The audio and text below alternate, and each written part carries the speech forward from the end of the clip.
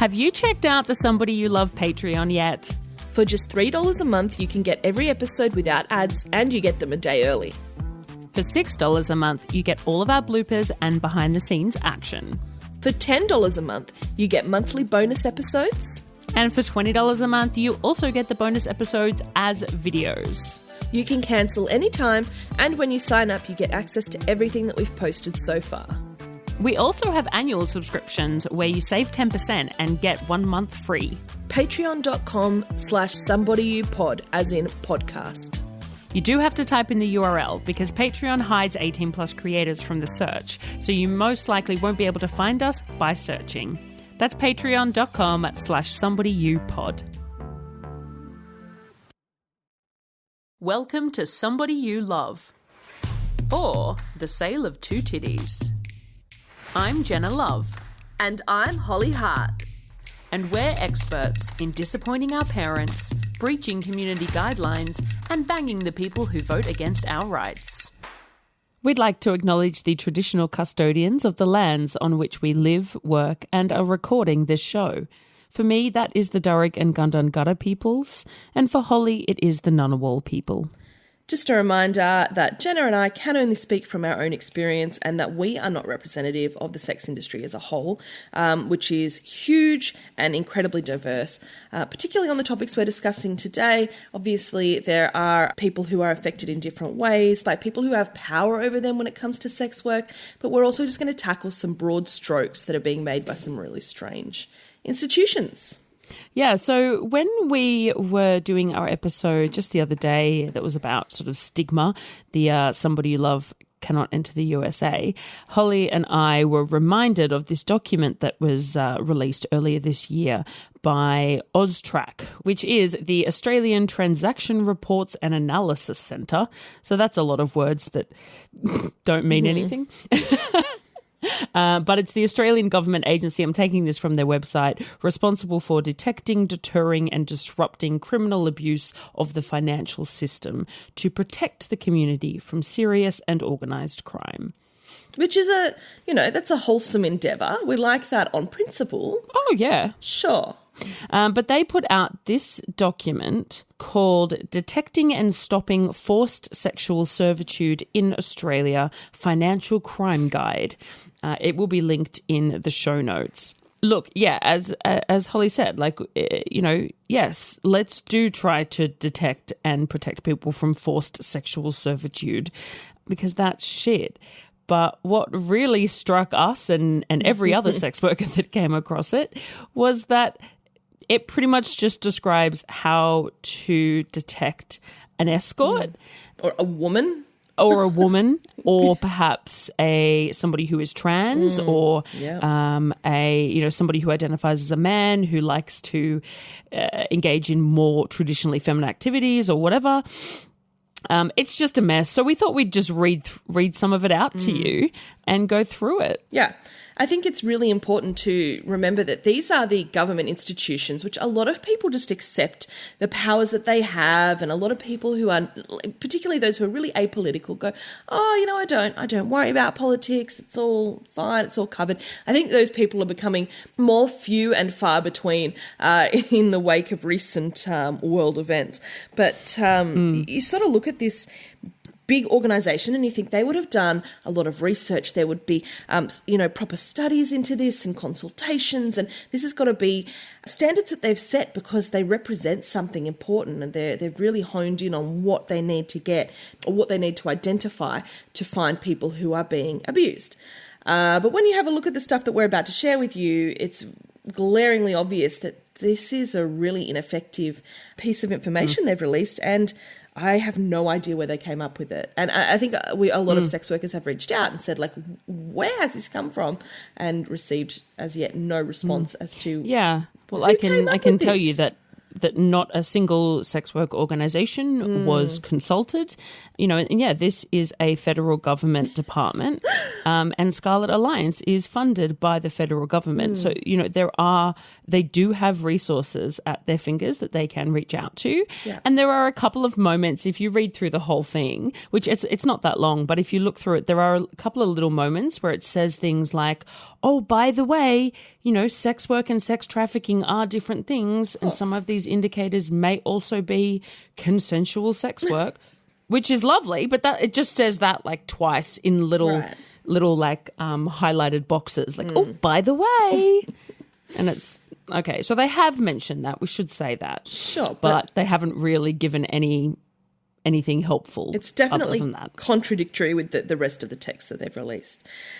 All right. Exactly. So let's give you guys a bit of a breakdown for your listening pleasure or distress.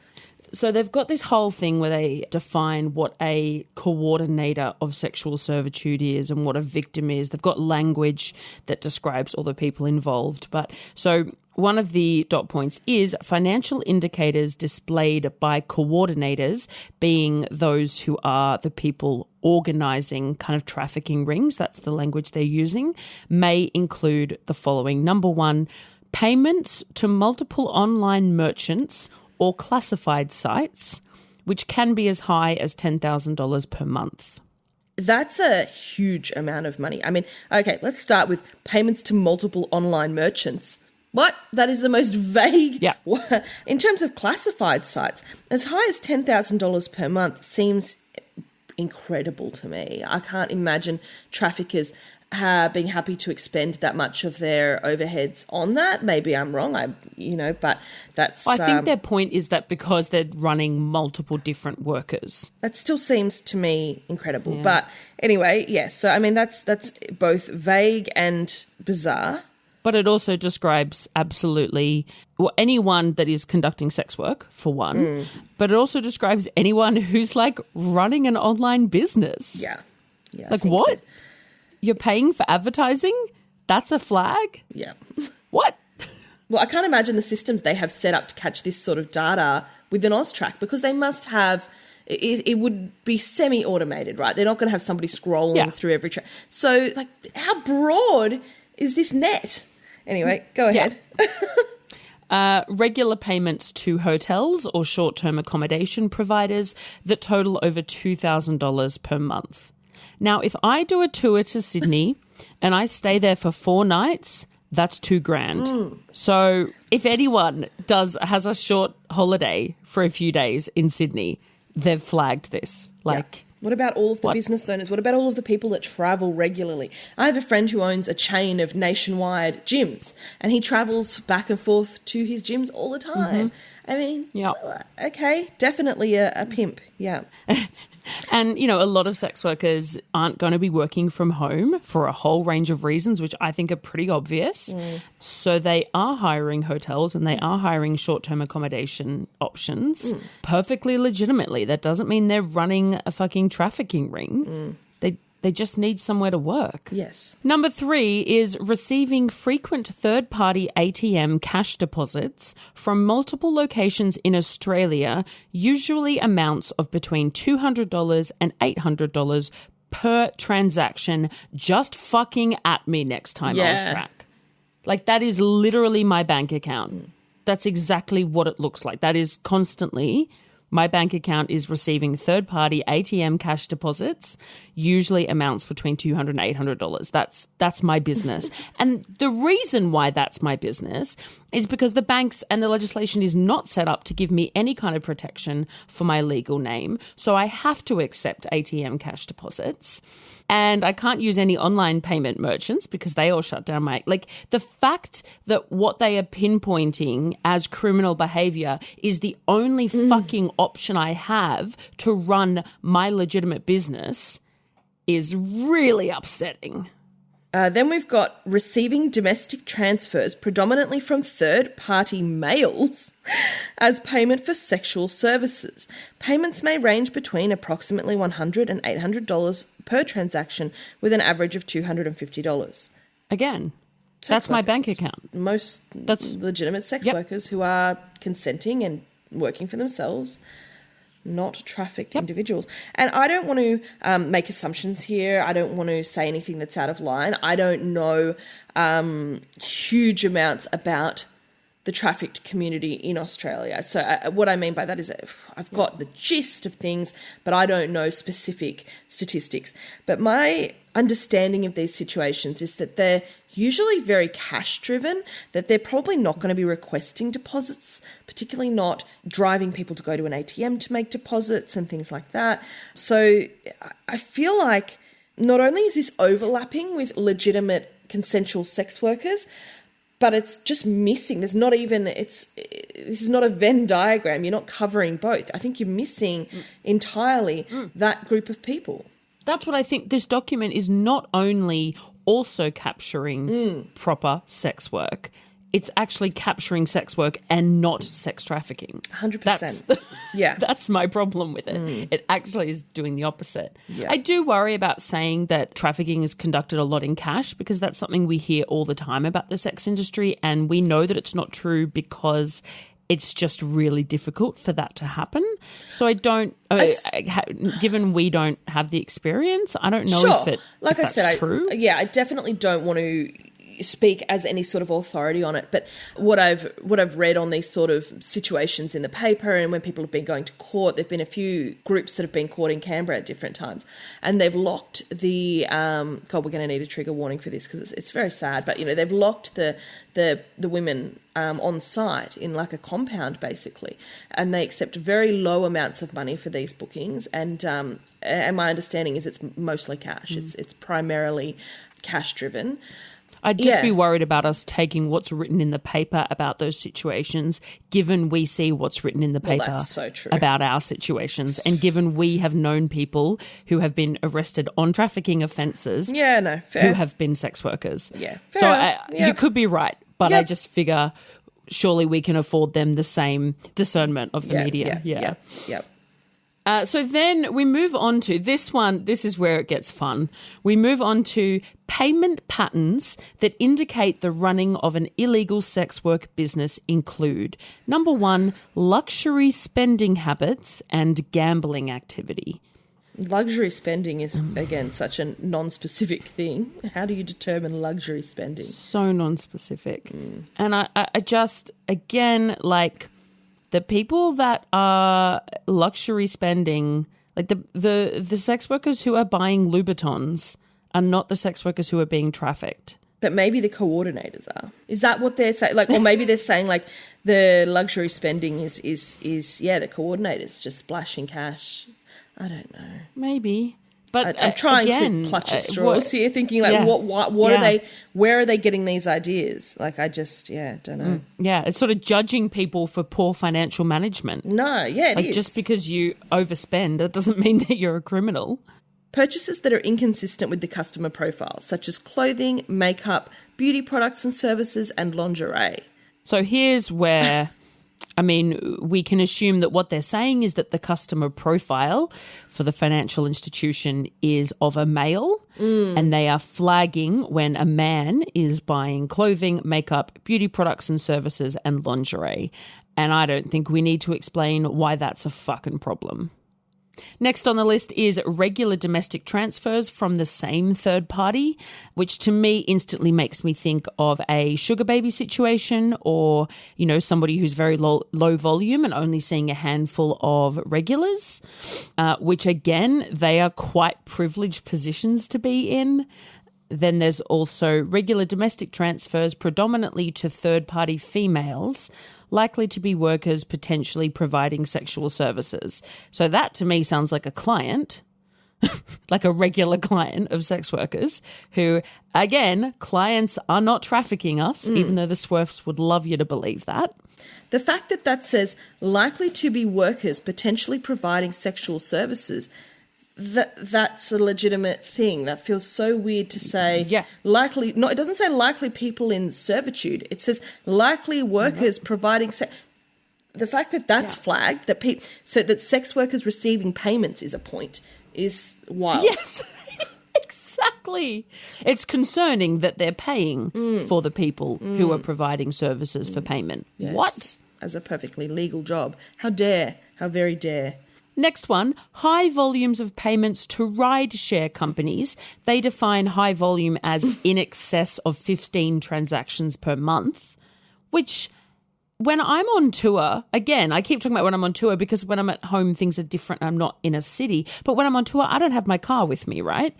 And I would easily do, if I do 2 or 3 tours in a month, I'd easily do 15 rideshare transactions because that's how I get to and from bookings. And if you happen to live in bloody Victoria where the laws are bullshit and you can't work from home, then you're going to be traveling from hotel to hotel.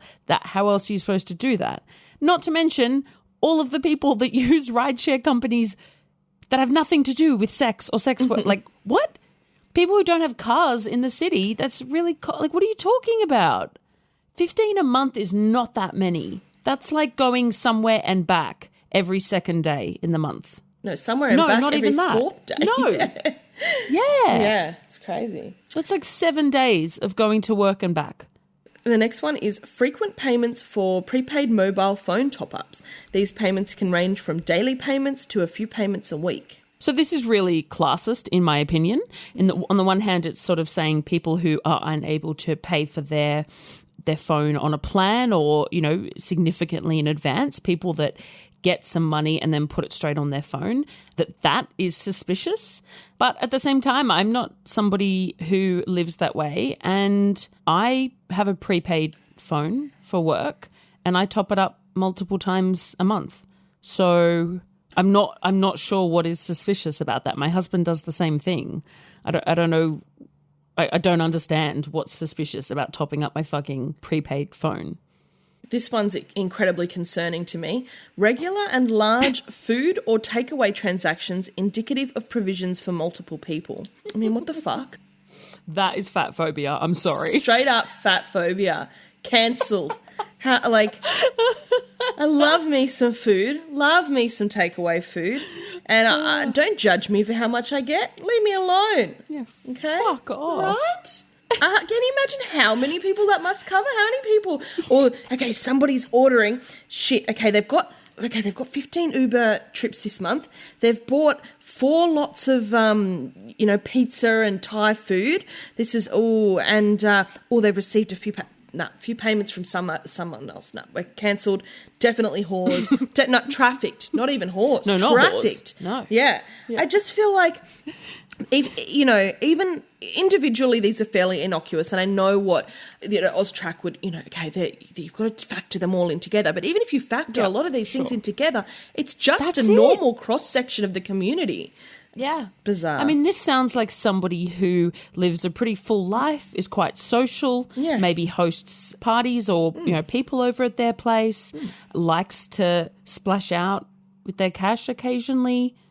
Like, what? It sounds like a normal person. Even putting every single thing on that list together, that just sounds like a person who, enjoys their life and does shit. The next list of dot points is payment references that indicate the provision of sexual services may include sexual services or sexually suggestive commentary referenced in the payment details. No one is doing that. Literally no one is doing that. Civilians are sometimes doing that. Like, I know that people do it as a joke to each other. They go, as jokes? Yeah. Yes. For sex and things like that.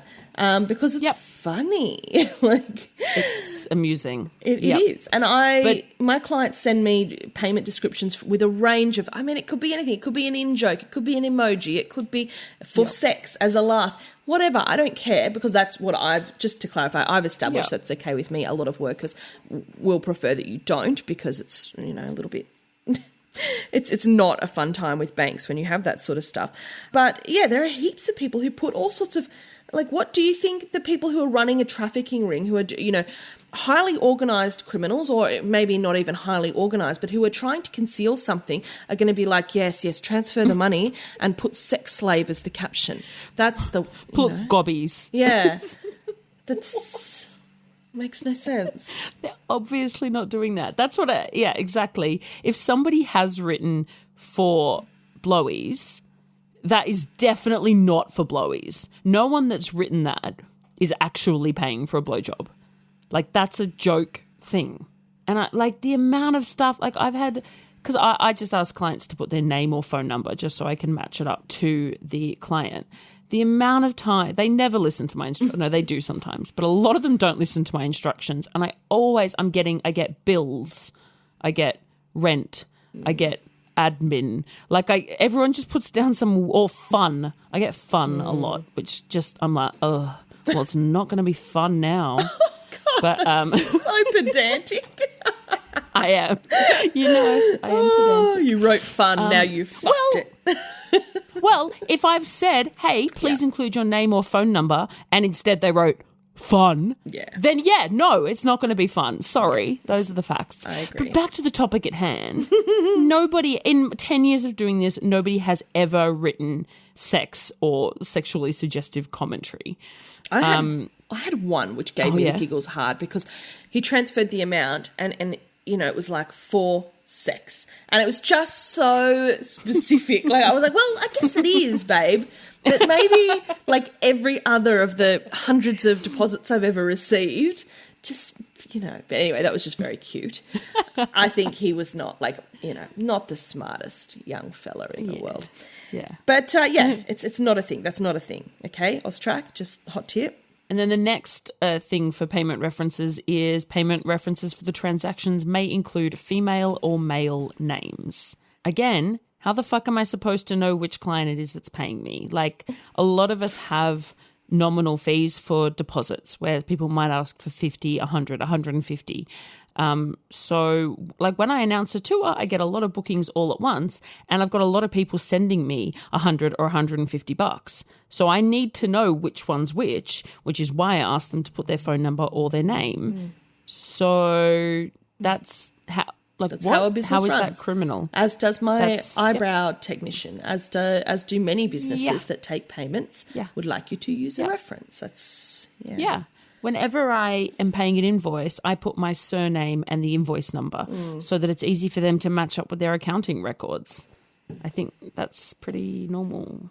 They've also got receiving multiple domestic transfers from one person with payment descriptions of bills, rent and house money. Well, you're fucked, Jenna. If your clients are putting bills and rent when you've told them what to put. They do.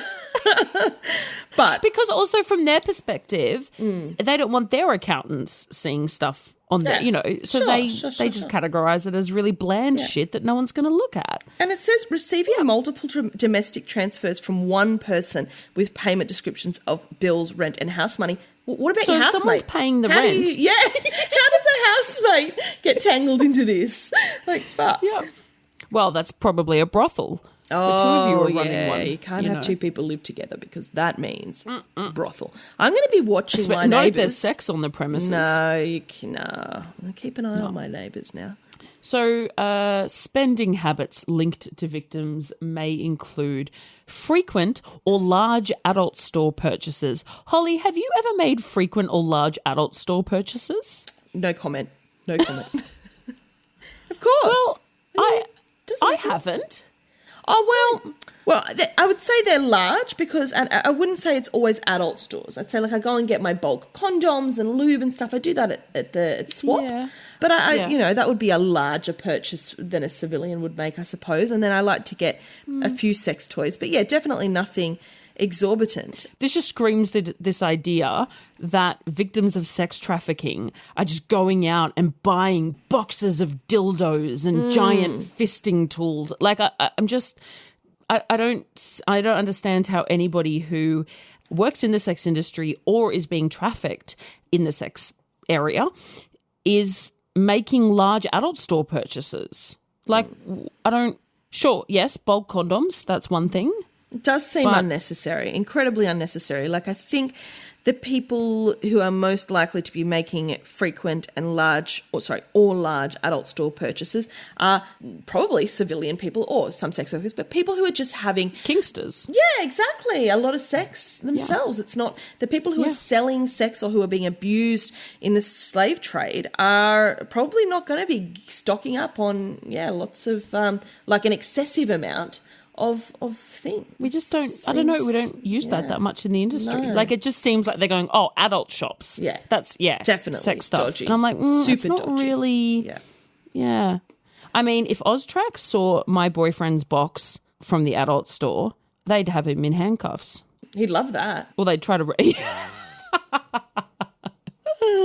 True. And then, again, a high volume of purchases from clothing, makeup, beauty and lingerie retailers. Yeah, you're fucked, Jenna. You're fucked. I am fucked. That's just wild. I mean, I buy all of my clothes from Kmart, and all of my makeup is the absolute cheapest makeup that ever exists, which is why I always look so hot. Like, guys, settle down, I know.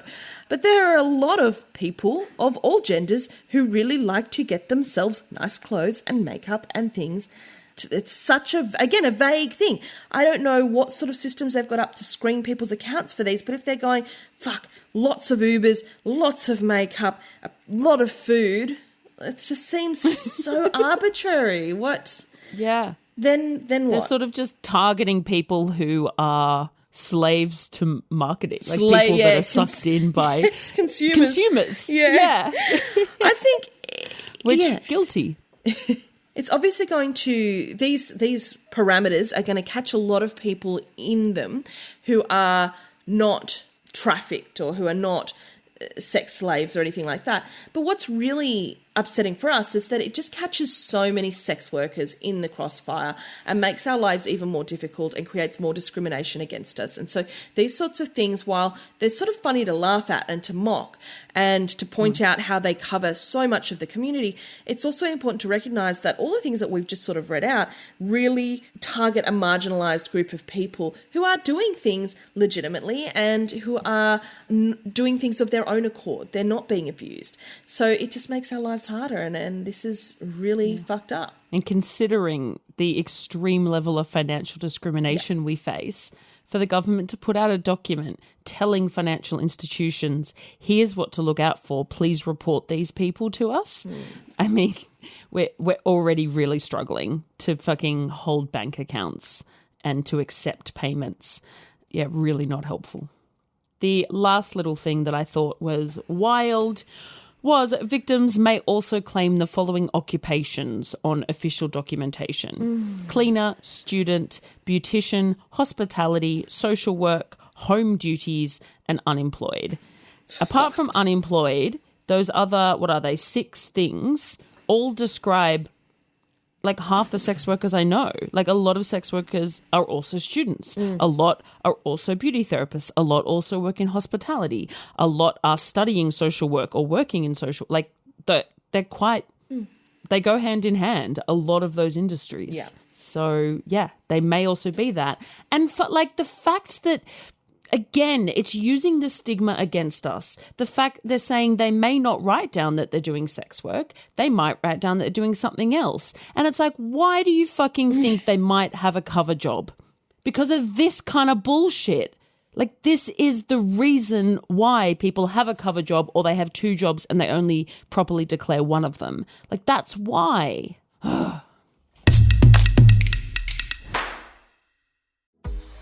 Do you miss the free and affordable ads and social networks without all of the anti-sex rhetoric?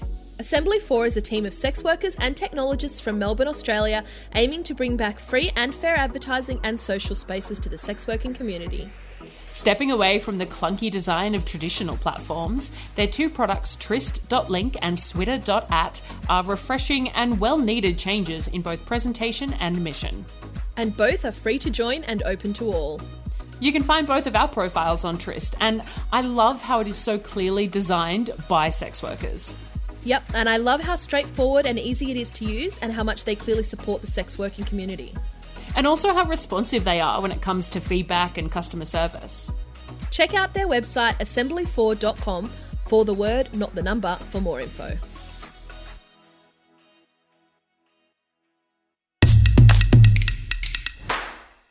For Shit People Say this week, I've got some more goods. I feel like Shit People Say is almost always me, Jenna. So sorry about that, but that is because I engage and I don't block people. So I know I bring it on myself. Okay, so this is a 3-4-fold situation. I got a private message from somebody. I don't know who they were. Their account was pretty anonymous. And the message said, "Hi, Jenna. I must say I've been following you for a while and now only decided to send you a message after reading your comment about putting on weight. I'd put up a comment that was like, 'Hi, I've put on weight. I'm aware. No need to acknowledge it,' because I kept getting comments from people being like, 'Hey, you got fat.' And I just was like, oh, wow, aren't you observant? Excellent skill at having eyes." So I made a post that was like, "Hello, welcome. Have put on weight over the past 2 years. It's been a really shit time." And so this person sent me that message and then said, "Well, I must say, fuck anyone who says anything unless they say it to your face." The irony of that being said from an anonymous account and sent to me in a DM is not lost on me. He then went on to say, "I have to confess, I've seen you at Coles at insert my local suburb on several occasions, and I personally feel you're hot. Anyway, enough of my opinions. You just keep up the great work, darling." I'm just fuming. Like, there's nothing. The rage within me is seething so much that I can't articulate any of it. We tell everyone time and time again, don't fucking pop up in our DMs to just send us something. Like, I know that people mean well and I know they want to say nice things to us, but just don't. I say something nice on a picture. Give us the engagement. Give us the, don't send me a fucking message just to tell me, "I think you're pretty." Like, that's just creating work for me. I hope, if you're listening, you don't think, "Wow, what a ungrateful bitch." But if you do, can't help you. But that's annoying to begin with. And then the subtext behind so much of this. I mean, then we go into the fact that this is bullshit, that he's been watching you when you're at the shops and that he mentions on it. several occasions. That, he says, "Oh, fuck anyone who says anything unless they say it to your face." So what? Someone's meant to come up and go, "Oh, hey, you're a bit fat." Like, is that, "Oh, that's okay then." Like, that to me is strange. Yeah, don't do that. And then this thing about, you wrote a comment about putting on weight. Well, I personally feel you're hot. Well, you never said you weren't hot. No. Like, this is the thing. I posted a year ago or so, that I'd put on a little bit of weight, and I pointed out I'm still hot. Like, there's no issue here with me not thinking that I'm an attractive person, but I just want to point out basically that I've put on a little bit of weight. I'm aware of it, and just get it out there. Sometimes it's just nice to just say, "Hey, I'm a little bit chunkier right now." Especially because we get a lot of comments on the internet from men telling us we're fat because it's men's favourite insult for women. So it's nice to just own that and put it out there and say, "Hello, I have fat. Deal with it." Exactly. And I don't need you to tell me that I'm hot. Like, that's really frustrating that this is what he thought you needed, or that he thought the words of an entire stranger who basically then said he'd been watching you, that was a constructive activity. The whole thing, there are so many levels of frustration to this message. Yeah, it's really enraging to me. And the worst part of it is that it's an anonymous account. If it was a client that you'd seen before and maybe you'd said, "Oh, blah, blah, blah," or if it was an account I don't know, but some faceless, nameless account being like, "Oh, I've been watching you and I think you," and I personally think you're hot. The subtext behind even that is like, "Well, other people might not think it, but I do." And it's like, what?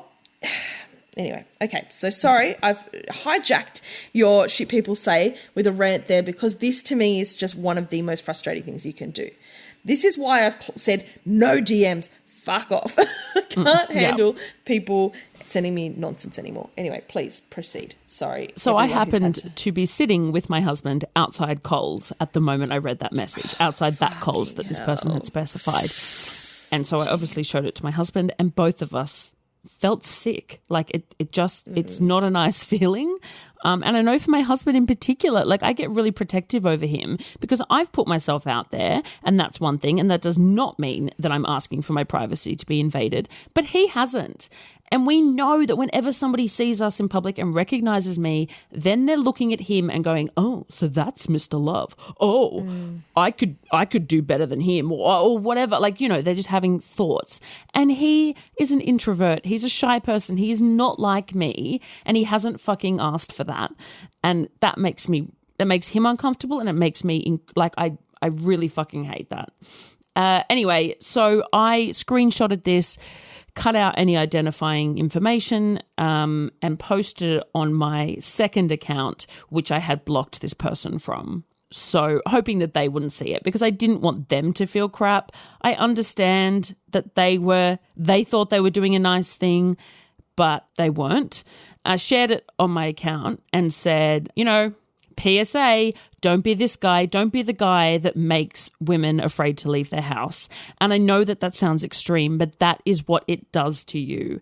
Every time I received one of these messages a month maybe. Jeez. And every time it's hard for me the next few days to leave my house. Both of my local grocery stores I've had multiple messages from. And every time I do my grocery shopping, I feel like I'm being watched. I feel like men are appraising me to decide whether they think I'm hot. Because the other thing is, every single time I've received one of these messages, yes, they've mentioned that they find me sexually attractive. Every single time. It's one thing, like you mentioned last week on the show, Holly, I think it was. Yes. You said a client saw you and you were asking about Coke Zero. That's Zero, amusing. He didn't say to me, oh, by the way, you looked really sexy or anything like that. Or you didn't, you know, yeah. I think I said something like, oh, God, I hope, I didn't look like a dag or something. I don't know. Maybe I said something like that, and I don't remember it now, but he probably wrote back and said, yeah, you looked lovely. Yeah. Or, who knows? Yeah, That's sure. The normal conversation, but not, I was watching you and I liked your butt in those pants or something. Don't. No. And I think a lot of this comes down to, and we'll go on to see, I think, and maybe I'm wrong, but I think a lot of men really think that women want to be complimented on their appearance by strangers. And I'm here to fucking tell you that we do not. Like, no, I'm sorry, point blank, we do not. Being complimented by somebody that we're going on a date with, or that we're spending time with, or that we know, who says, wow, you look really beautiful today, or that dress is gorgeous on you. Love it. I'm all here for it.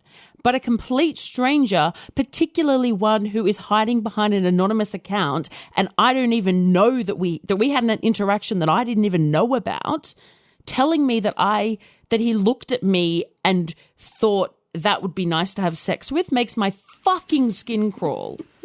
And I don't care that I'm a sex worker. I don't care that I'm somebody who has sex with a whole lot of people. I'm a proud slut and a proud whore. That doesn't mean that I want somebody looking at my body going, yeah, I'd like to have sex with her, and then telling me. I don't care what you think. Don't fucking tell me that. It makes me feel disgusting. There's a massive difference between on-duty Jenna and off-duty Jenna. 100%. And when you have your pictures on your Twitter profile, and like I said, people give the engagement, they have a chat and they say, wow, I love your hair, or that makeup looks killer, or shit, you got some mad tits, girl. Fine. Yep. But no worries. When you're doing your grocery shopping or going about your life and people are making assessments on whether they want to have sex with you, and you're just in your trackies, down or knowing you in a high-necked top, covering up every inch of skin, but minding your own business, it's just deeply unsettling. Well, that is the other thing. I dress quite conservatively when I'm not on duty, and there's a reason for that, Actually, just the other day, oh God, this is turning into a big thing. Just the other day, I got catcalled, and this guy was walking behind me, and he came up like next to me and said, oh, you're so fine. And I was wearing gumboots and baggy overalls. And I just wanted to be like, could I possibly be wearing an outfit that says less of, I do not want male attention? Yeah. Like I tried to wear the lesbian uniform and it still fucking happened. So this has gone on so much longer than I wanted it to. I could talk about this shit all fucking day. And I need to be clear. I understand that sometimes we look at people and we think about having sex with them. I get that. It's the fact that you think that telling us would be a positive experience for us. Because it just makes you so self-conscious, and you suddenly realize that everybody is looking at you and weighing up your sex appeal. And I don't know who told you women want to hear it, but we fucking don't.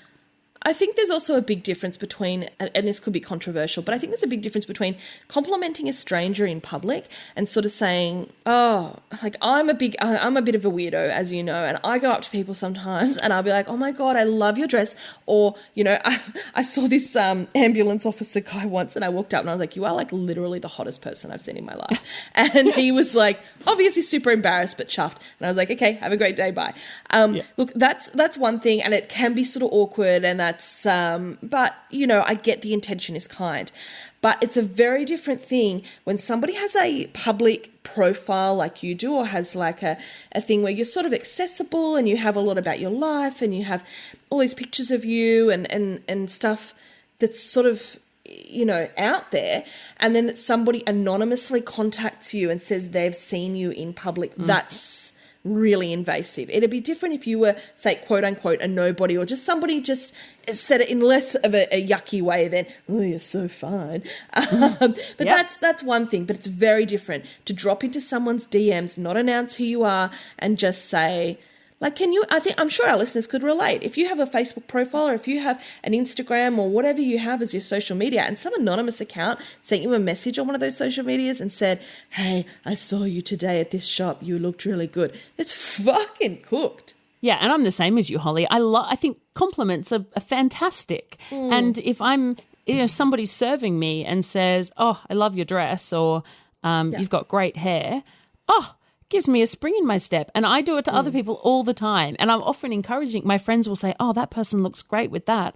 And I've gone, just go tell them, you know. And that's fine if we're already having an interaction and you just, you know, have a smile and or whatever. But I just think, and look, I don't want to, this isn't purely a gendered thing, but you got to take into consideration that if you're a man approaching a woman, there's a lot of shit going on there.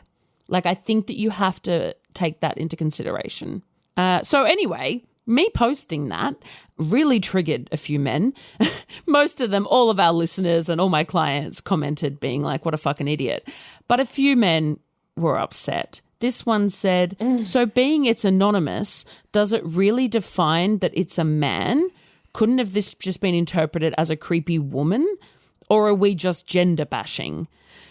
Now, the person's handle was very clear. It was a very male. It had a name in the handle, but I cropped that out for their sake. So I know that it was a man, and I just thought this person being like, are we gender bashing? I was like, oh, honey, calm down. That's not what this is about. Then I got Jenna, long-time follower, first-time speaker. Okay, great. Dude's trying to compliment you. Don't sweat it. We all fuck up. And I said, yeah, that's cool. I know that we all fuck up, but I also know we can all do better. And that's why I've posted this. I didn't go off at that person. I anonymously shared it and said, don't do this. It makes us feel scared and yuck. And I said, you know, rather than invalidating how I feel, perhaps consider that our lived experiences are different. This person said, I don't see the problem. I get what all of you are saying, because obviously there's a lot of sex workers sharing their similar experiences. You all make solid points, but it's hard to avoid seeing people you know at locations. It's practically inevitable. Seen a sex worker at Walmart, but didn't say nothing because there was no reason to. Learn to take a compliment. So the first part of that, absolutely fine. Yes, none of us said that you should avoid coming into contact with us in public. That's absolutely fine. It's going to happen. And he said he saw a sex worker at Walmart and he didn't say anything because there was no reason to. That's what we're saying. Just don't fucking tell us. It's fine. Just don't send us a creepy message. But then, of course, he ends with learn to take a compliment. And I got to tell you that knowing that a strange anonymous man personally finds my body hot is not a compliment. I'm sorry, but it's not. Knowing that somebody thinks that I'm smart or that somebody loves the work that I do or whatever, that might be a compliment. Knowing that some person in the world thinks that I'm hot, not a compliment. And then we had LaMayo, the way you gals interpret this stuff is so opposite to the person's intention. And I said, look, just because you're not intending to make someone feel uncomfortable doesn't mean that you're not. And that again, I didn't put this person on blast because I know that they thought they were doing a nice thing. But my point was I'm trying to show people that that's not the impact it has. And this guy came back and said, so are you acknowledging that he didn't intend to make you feel uncomfortable, but still choosing to feel uncomfortable? Which is like, yes, we all choose to have feelings. We sit down in every interaction and we just decide how it's going to make us feel.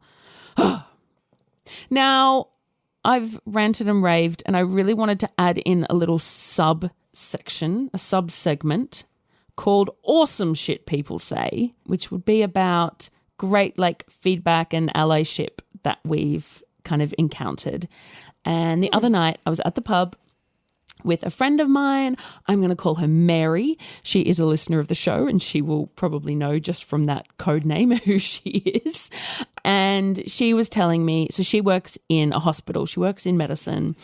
And I know, and you and I know from a lot of the sex workers we know who also work as nurses or in medicine, that there is a lot of whorephobia in that area. And she said that somebody had come in who, for some reason, it seemed like they must have been a sex worker. And one of her fellow staff members said, used the P word.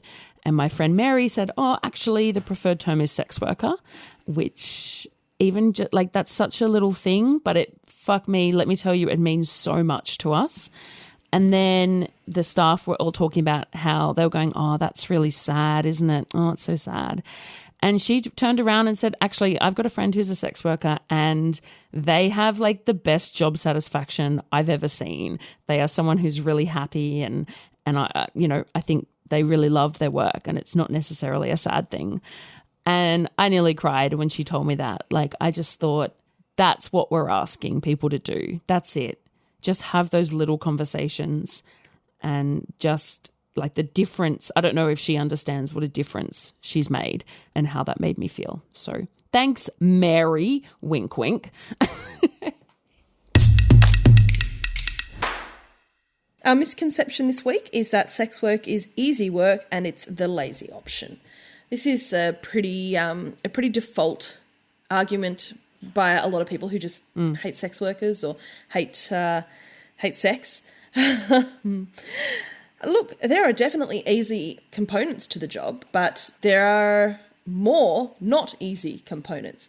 I think people forget that the whole scope of this is running an independent business for a lot of independent sex workers, or even for those who work in brothels. It's still running a business and you still need to self-manage and you still need to, take care of the business side of things, and more these days with social media, because a lot of the brothels now are getting their workers online, creating profiles and driving business. So that's, in itself, there's a multitude of business elements that are involved in sex work.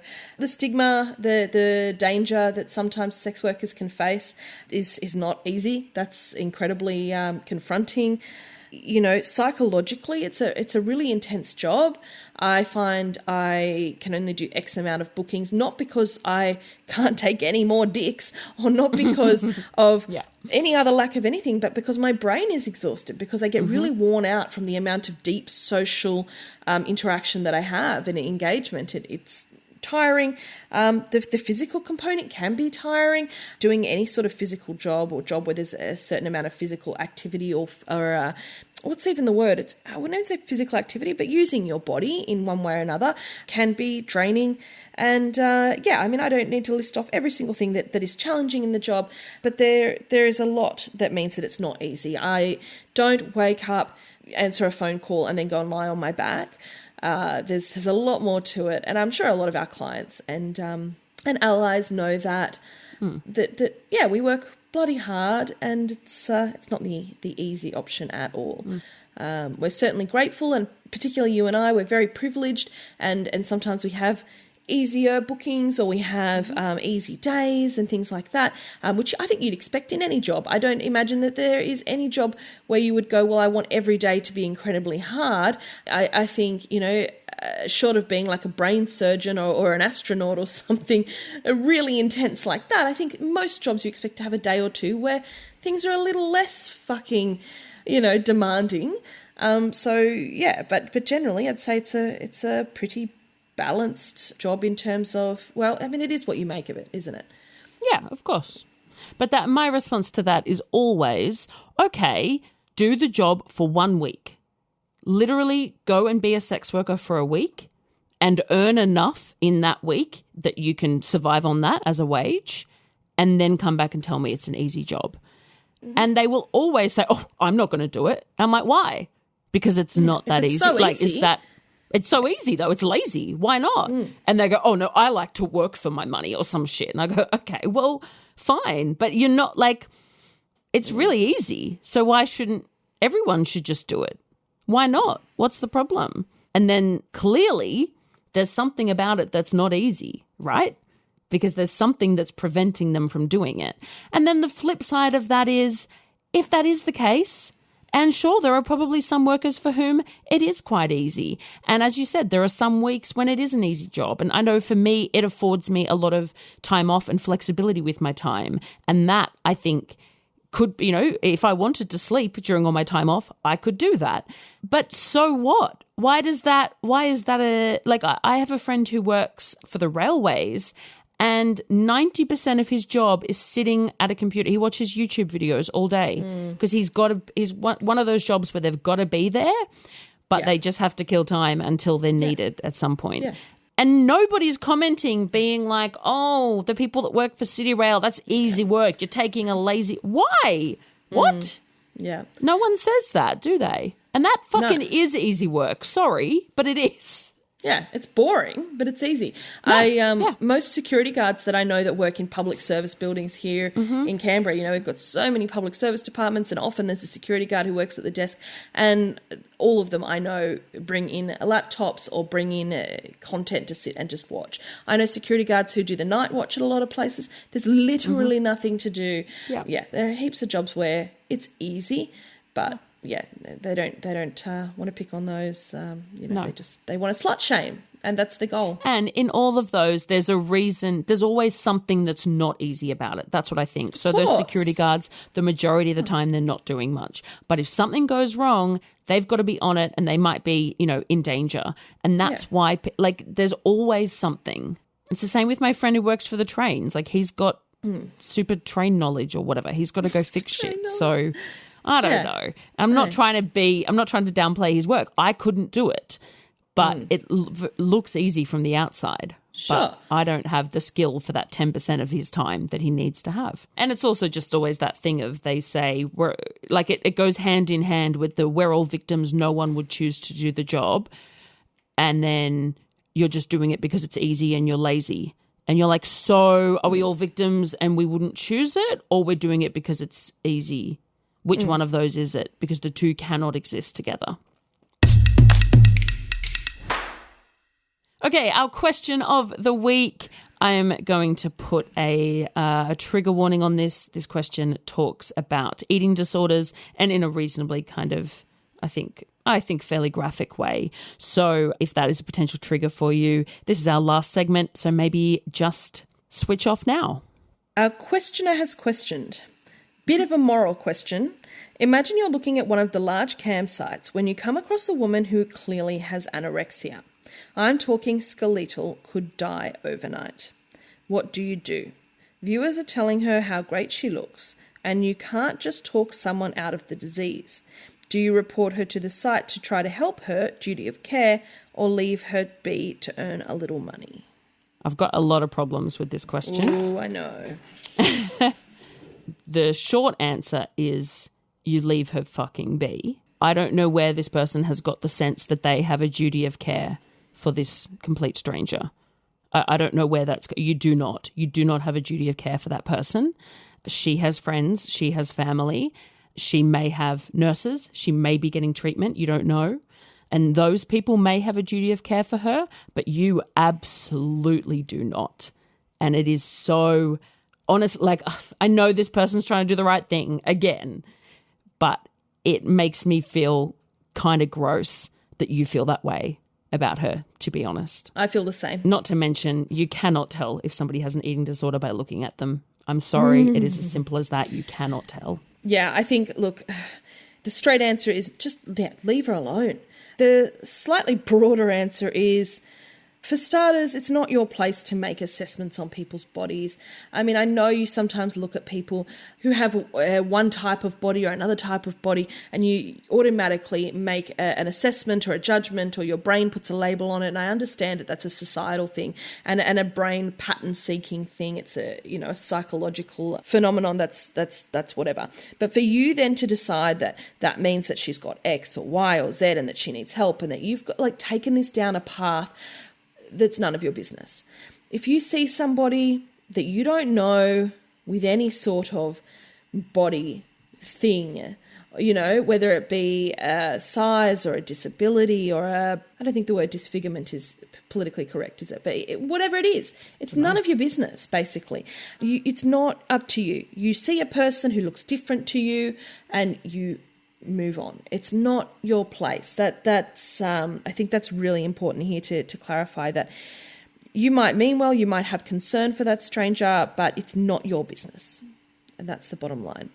There are a number of people, who are really big on YouTube and things like that, who have really spoken about their severe eating disorders, and they've mentioned that people mentioning it or saying they need help or trying to do something actually feeds into it and is satisfying for them. So that only makes it worse. I don't think it doesn't help. Like Jenna said, we hope, or you imagine, that person would have their own networks to deal with things. You don't know if they are in treatment.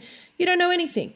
You don't know if it is anorexia. You don't know if they have other health issues that mean that they have been struggling with gaining weight. They're taking some medication for some other thing, that they've just been through, cancer treatment.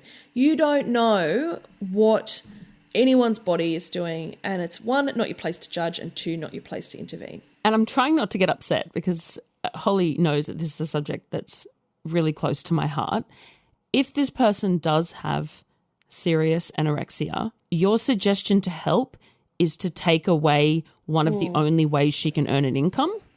How is that helping her? Do you have any idea the cost involved with treating mental illness and eating disorders? Because taking away her fucking income, I guarantee you, is not going to help. There are not many jobs that people who are really strongly affected by anorexia and a whole range of other illnesses that they can do. Right? People who are in that at that real crisis level, they can't get up and do a 9 to 5. I'm telling you for a fact they cannot. So to say, I'm going to report her to this site, why would that be your response? That's awful. I know that this is coming from a place of wanting to do good, but I don't know why you would want to do that in order to try and do good, because it's not going to help. Well, that ended on a bummer. Sorry. And I ummed and ahed about whether we'd actually read this question on the show, because it did upset me to read. But I think it's important. And it's again another sex work victim narrative, It's again someone looking at a sex worker and thinking they need rescuing. Whatever the reason is, we don't. Not by some stranger on the internet anyway. Thank you to our incredibly sexy, erotic, helpful, horny patrons. Our new generous somebody is one of my favourite people in the world, Luca. Our even more generous somebodies are Timmy, Andrew. Oh, and sorry, just, all of my patrons, all of the patrons are my favourites. I adore you all. I was just really excited to see Luca pop up this week. It's fun when a new one pops up, yeah. Especially someone that you go, yay, I love that person. Yeah. Continuing. Our even more generous somebodies are Timmy, Andrew, Adam Smith, Lachlan, Sub London, Miss Billy, Nora Knightley, Leslie, Scott Watson, Andrew, our secret admirer, Margaret, Wheezy, Ellen, Liam, Fritzia Tits, Catherine, Mr. E, Scott C, Simon, Skippy, FN, Greenie, Ophelia Parker, and Aaron. And our extremely generous somebodies are Aaron, Andrew, Pete, Amanda Valentina, Sienna Saint, Brino, Ad Amor, Nick, Wombat, and B and J. And exciting things to look forward to is we're going to have some of our patrons on the show at some point, aren't we? We hope so.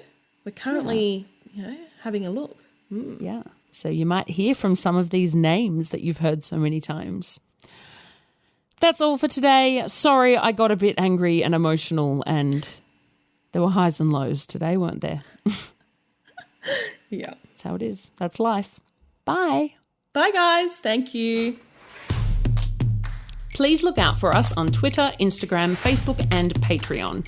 Our name everywhere is Somebody You Pod, as in podcast. Our Patreon starts at just $3 a month, and you can get all of our episodes ad-free and a day early, plus bonus episodes, behind-the-scenes action, bloopers, and more. Thank you for taking the time to listen to the voices of sex workers. And remember, somebody you love might just be a sex worker.